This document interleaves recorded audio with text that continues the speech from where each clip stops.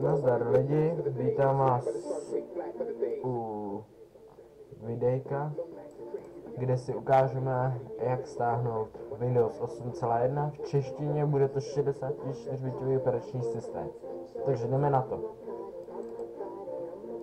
Doufám, že mě uslyšíte. Tak, jsme na Washtu, odkaz vám dám do popisku. Já napíšu Windows 8.1 CZ ISO. ISO vlastně soubor pro Daemon Tools nebo na vypálení. Vidíte, minus 5 unlikeů prostě. A 5 unlikeů to má.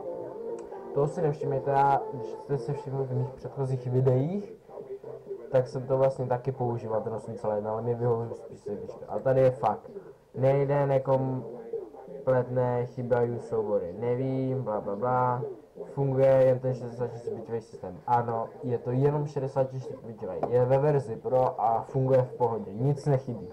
Takže stáhnete ho, nainstalujete a je to.